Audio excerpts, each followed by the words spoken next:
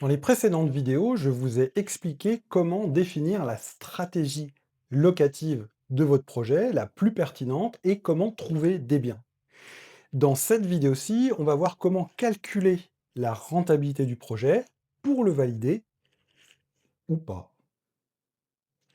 Donc si vous n'êtes pas encore abonné à la chaîne, je vous invite à le faire et à activer la petite cloche pour être prévenu lorsque je sors des nouvelles vidéos. Et n'hésitez pas à regarder le reste du contenu de la chaîne, il y a énormément de sujets autour de l'investissement immobilier, de la rénovation, de l'optimisation du DPE, des travaux, etc. Je vous souhaite un bon visionnage. Et notamment dans ma masterclass sur l'investissement immobilier, sur 10 manières de faire de l'immobilier rentable, je vous ai déjà présenté finalement les rendements cibles qu'il fallait viser, mais là on va en faire une synthèse et surtout on va voir comment les calculer. Donc, ce qu'il faut viser, si vous faites de la location nue ou des locaux professionnels, il faut viser 10% de rentabilité brute. Donc on est très très loin d'un Pinel à 1,5%, 2%, 3%, 4%, 5%. Si, en fait, il faut vraiment viser les 10%. Ce ne sera pas facile, mais si vous voulez vraiment faire de l'investissement sérieusement, c'est ce qu'il faut faire. Si vous êtes dans la courte durée, donc BNB, etc., vous louez à la nuitée, là, il va falloir chercher au moins 20% de rentabilité brute. Pourquoi? Parce que vous allez avoir des cascades de frais qui vont aller derrière et un bon niveau d'emmerdement aussi.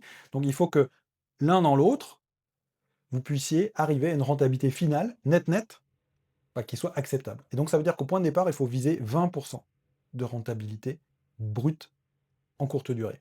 Et enfin, si vous faites de la colocation, c'est aussi 20% brut, et j'ai presque envie de dire 25%, parce que non seulement vous aurez énormément d'ennuis à gérer, mais en plus vous avez un bien bizarre à la fin, potentiellement, avec plein de salles de bain, avec etc., et qui ne sera pas forcément facile, et vous allez avoir, cerise sur le gâteau, des ennuis avec les voisins, bien souvent. Et beaucoup de gestion humaine à faire. Et ça vaut de l'argent parce qu'au bout d'un moment, bon, et vous aurez de la dégradation, hein, ça c'est sûr et certain, vous en aurez.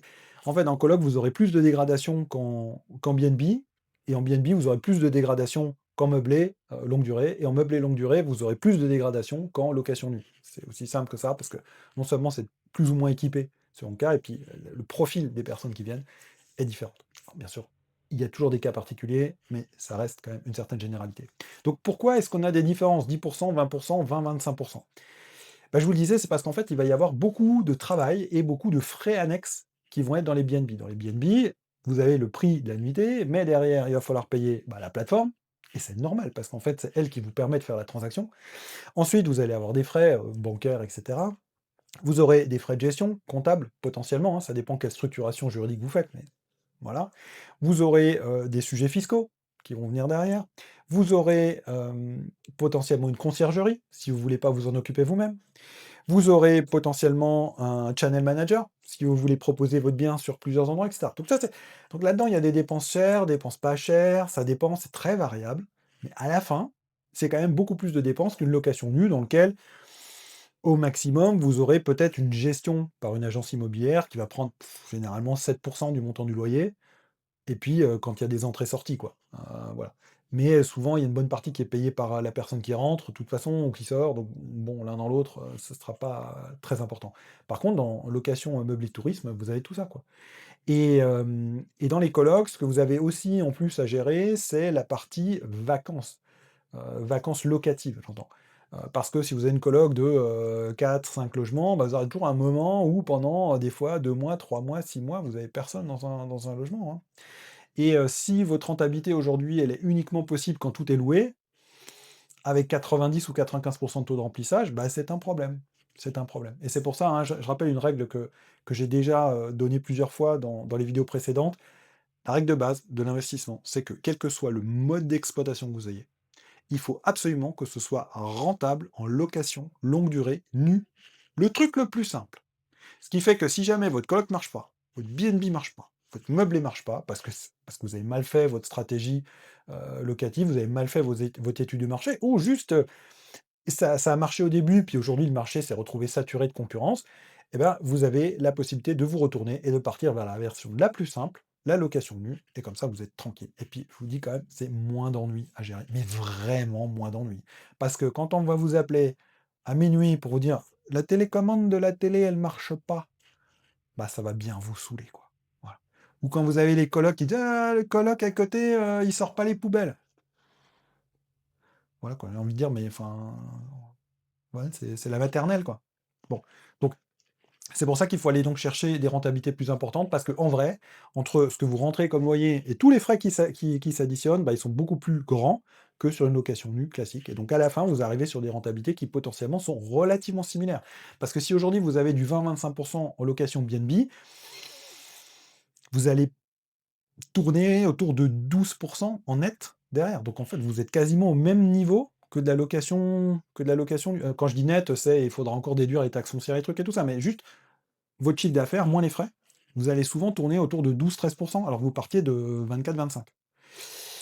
Quasiment divisé par 2. Et donc du coup, vous êtes plus qu'à 2 de la location nue dans lequel vous avez rien pas grand-chose à gérer, des fois pendant 2 ans. Ben, j'ai envie de vous dire, voilà, hein. Alors ça dépend combien vous avez de logements, ça dépend où c'est. Si vous en avez qu'un, peut-être ça vous amuse aussi. Par contre, quand vous en avez plusieurs, ça va vite vous saouler, hein, je peux vous le dire. Bref. Donc OK. Donc ensuite, maintenant on va passer au mode des calculs. Donc comment est-ce qu'on calcule cette rentabilité, justement? Eh ben, en fait, il va falloir donc partir du coût complet du projet. Le coût complet du projet, c'est le prix d'achat, plus les frais d'agence, plus les droits de mutation, donc les frais de notaire, hein, dans l'ancien, c'est 8,5%, entre 8,5 et 9%, selon le cas. Ensuite, vous allez payer des frais de dossier bancaire, vous allez payer peut-être un courtier, et puis bref, quoi, toutes sortes de frais comme ça.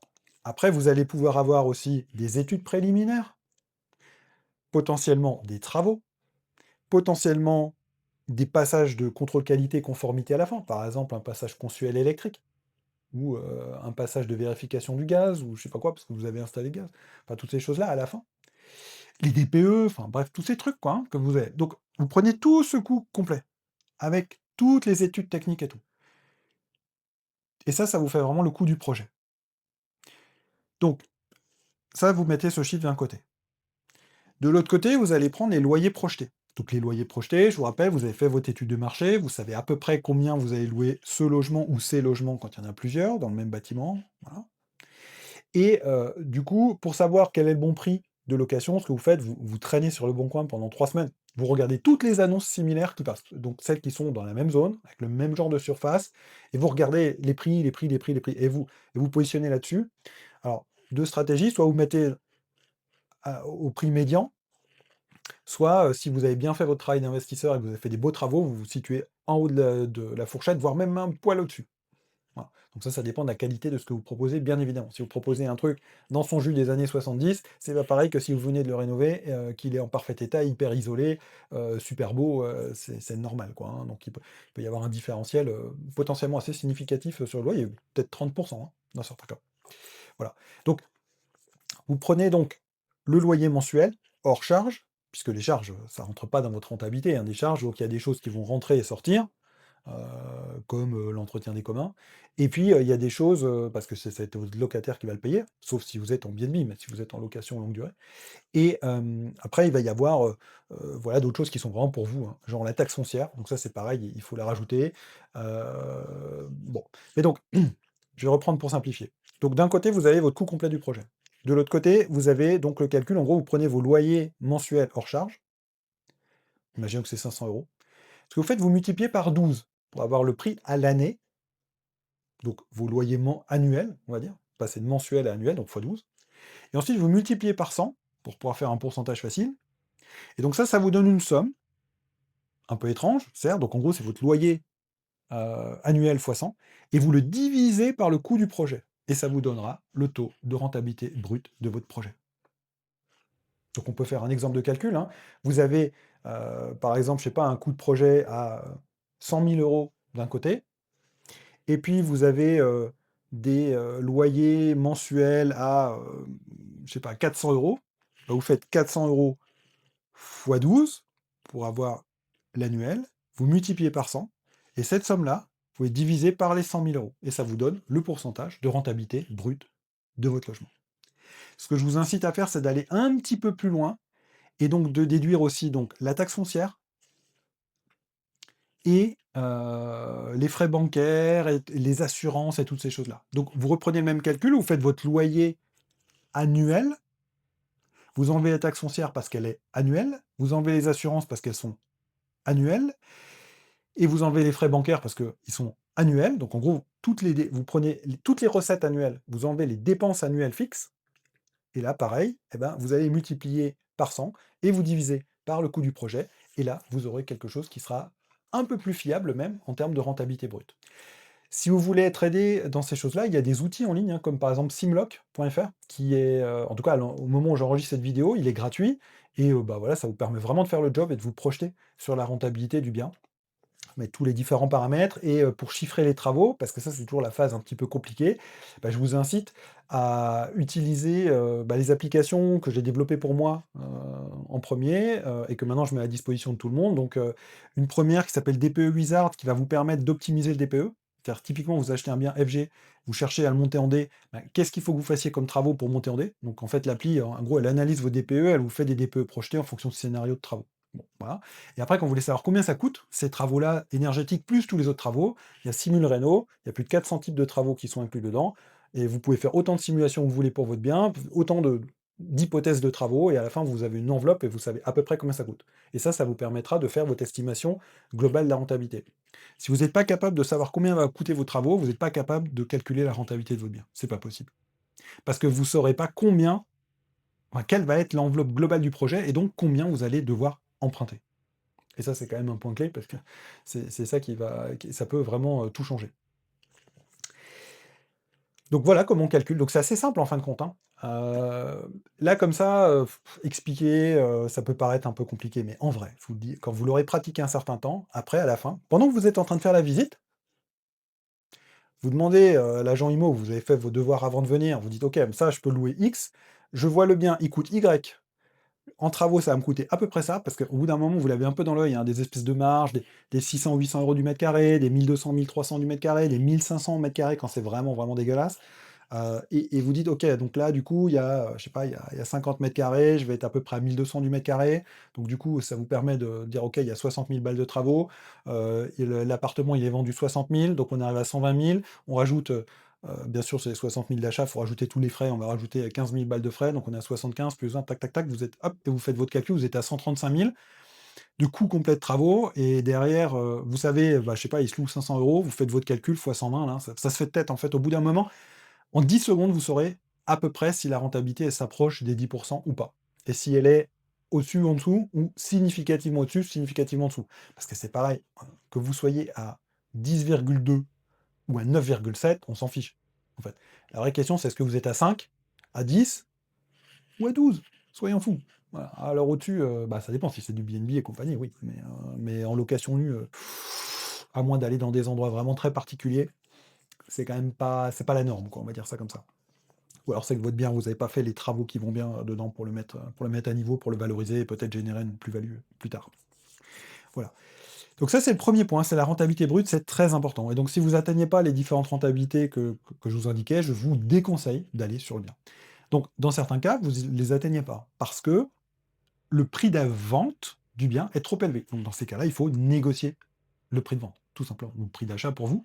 Et là, comme je disais dans ma précédente vidéo, il n'y a pas d'ego, il n'y a pas d'affect, il n'y a rien du tout, c'est juste Excel qui parle. C'est-à-dire que vous, aujourd'hui, vous pouvez le louer X, ça va vous coûter Y en travaux. Donc si vous voulez atteindre une rentabilité raisonnable par rapport au niveau d'emmerdement de travaux que vous allez devoir gérer, et à l'exploitation que vous voulez faire, ça veut dire qu'il faut que vous l'achetiez au maximum Z, en fait.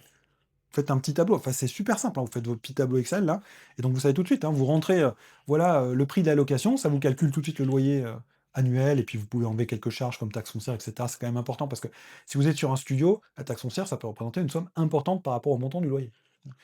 Par exemple, même dans certains cas, oui, enfin, on peut se retrouver avec des 3 000, 4 000, 5 000 € de taxe foncière sur un petit immeuble. Ouais, bah peut-être que c'est un mois et demi de loyer, hein, ça, hein. Voilà. Donc c'est pas neutre. C'est comme si pendant un mois et demi, vous n'aviez pas de locataire. Voilà, c'est important quand même. Et le deuxième point qu'il va falloir que vous appreniez à calculer aussi, c'est ce qu'on appelle la trésorerie ou le cash flow. Donc on entend beaucoup de gens qui disent: «Oui, il faut absolument un cash flow positif, extrêmement positif». Alors c'est le cash flow, c'est quoi?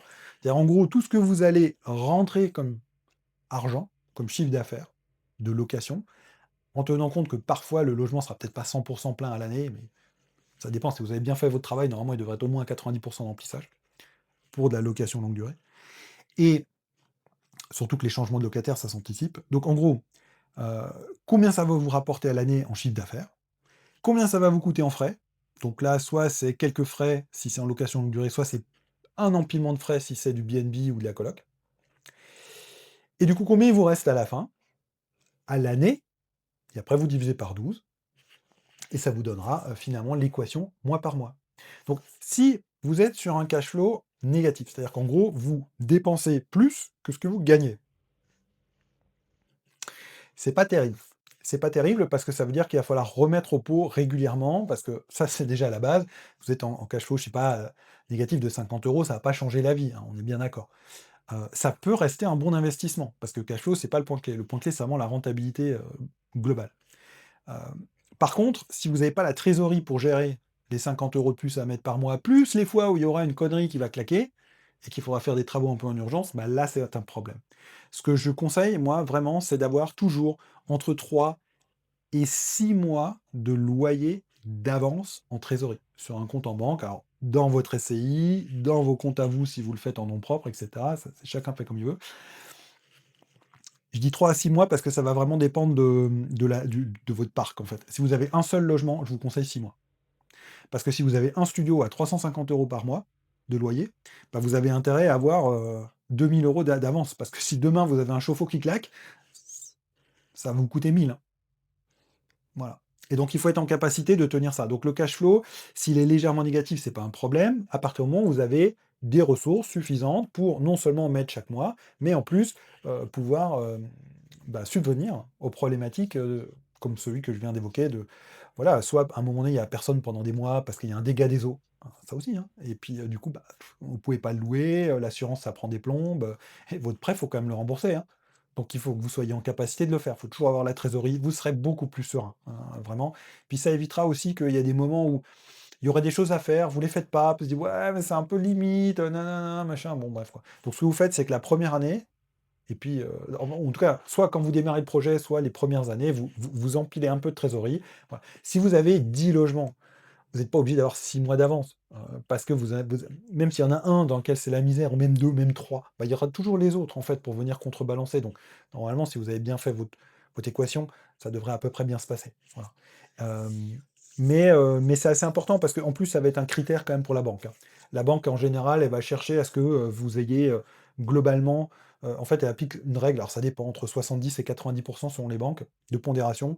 Donc, en gros, si vous avez 1000 de loyer, en fait, ils vont considérer qu'en vrai, vous allez plutôt avoir entre 700 et 900 lissés sur l'année, hors charge type taxe foncière, frais exceptionnels, etc. Blablabla.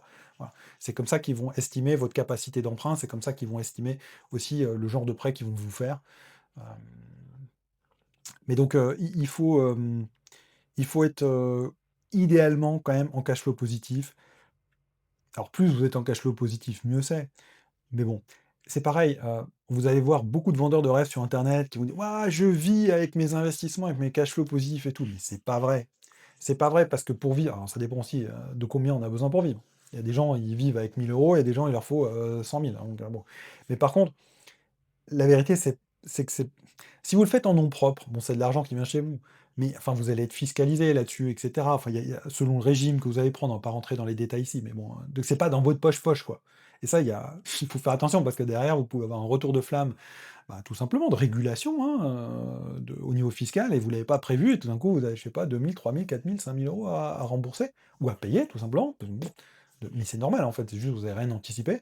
Bah, bof, quoi. Et si vous le faites en société, bah, c'est l'argent, il est dans la société, il est pas dans votre poche. Donc si vous avez 10 000 € de cash flow dans votre société, bah, très bien, comme ça vous avez un peu d'avance, vous êtes tranquille, du coup vous êtes serein. Par contre, vous pouvez pas les sortir du jour au lendemain pour partir en vacances. C'est pas votre argent, c'est celui de la société.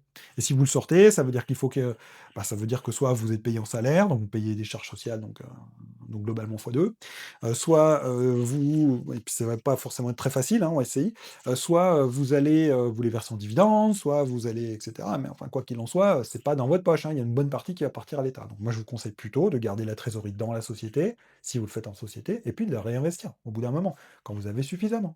Voilà. Hem, Mais donc, ce cash flow, positif, donc voilà comment le calculer. En fait, c'est assez simple, hein, donc, vous prenez donc vos loyers hors charge, vous enlevez la taxe foncière, les frais bancaires, les machins, les trucs, nin nin, annualisés, hein, tout ça et puis du coup, après, vous divisez par 12 et vous voyez mois par mois combien.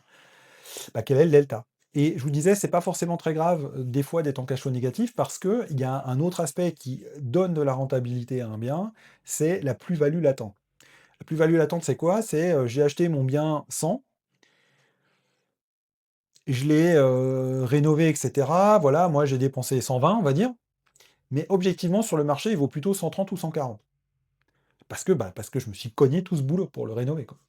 Et du coup, bah, c'est intéressant quand même parce que même s'il y a un petit cash flow négatif, à partir du moment où vous êtes serein pour assumer ce cash flow négatif, mensuel, rajouter de temps en temps, payer quand il y a un frais exceptionnel et tout, bah, c'est pas très important parce qu'à la fin, le jour où vous revendez, bah, vous faites une marge, suffisante pour, bah, voilà, pour que ça tout simplement, ça justifie le travail que vous avez fait. Donc il y a pendant toute la durée du projet et puis il y a à la fin. Mais ce qui est sûr, c'est conserver toujours un cash flow, d'avance là comme ça, donc cette trésorerie parce que n'allez pas demander une rallonge de prêt à la banque.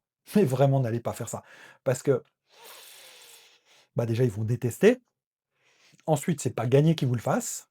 Vous serez peut-être obligé de faire un prêt à la conso ou je sais pas quelle connerie, avec des taux dégueulasses. Donc, bonjour la rentabilité. Et puis, surtout, derrière, bah, c'est pas la peine de retourner voir la banque, hein.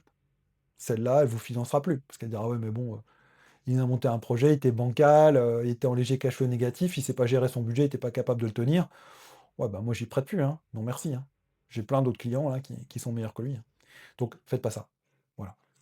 Donc si je devais résumer donc, sur, la recherche de la rentabilité, en fait, finalement, les points clés, c'est quoi? Le bien plus les travaux, à la fin, l'enveloppe globale est en dessous du prix du marché. C'est top.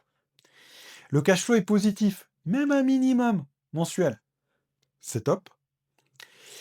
Et vous pouvez espérer une plus-value latente à la revente, c'est encore mieux.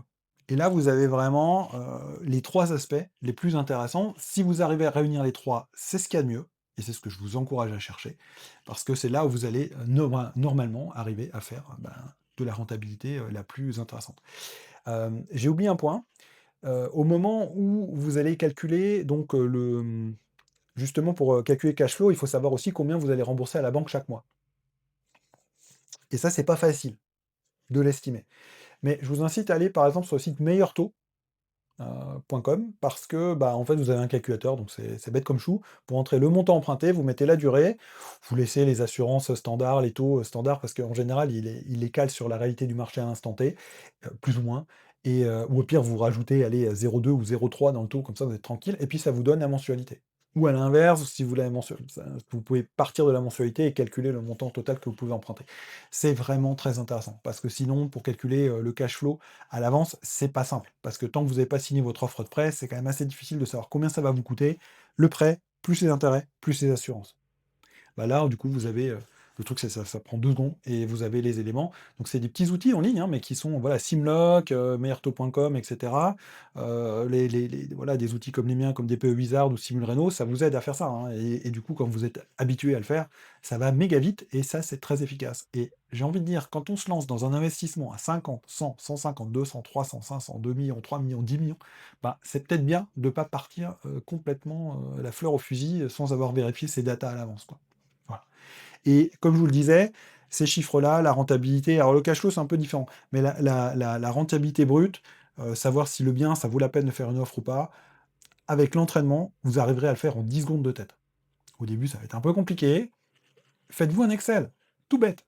Et il y a 3 chiffres, hein, donc c'est facile, hein. Et puis c'est des calculs très simples au final, en gros, c'est votre loyer fois 120, divisé par le prix, complet du projet et puis c'est tout, hein. C'est facile, hein. Et vous les faites rapidement sur votre téléphone, pendant que vous faites la visite et comme ça, vous savez tout de suite. En fait, tu te dis: «Ouais, non, mais là, dans le meilleur des cas, je fais du 7 bah, barrez-vous, quoi». C'est tout, quoi. Ou alors, posez tout de suite la question. Vous allez voir l'agent, on dit: «Bon, j'ai calculé, a priori, je serai à 7 rentable, moi, ça me va pas, j'y vais pas. Il y a trop de travaux, il y a trop d'ennuis, trop de problèmes à régler pour une rentabilité aussi faible. Donc moi, mon prix maximum, ce serait ça. Est-ce que ça passe avec le vendeur, ça ou pas?» Et là, il vous dira: «Non», généralement. Dire: «OK, mais et du coup, qu'est-ce qui passe?» Ça vous permet aussi de lancer la discussion et de vous rendre compte si la marge de négociation est suffisante pour atteindre vos objectifs et encore une fois, si ça n'atteint pas les objectifs, vous y allez juste pas du tout. C'est pas la peine.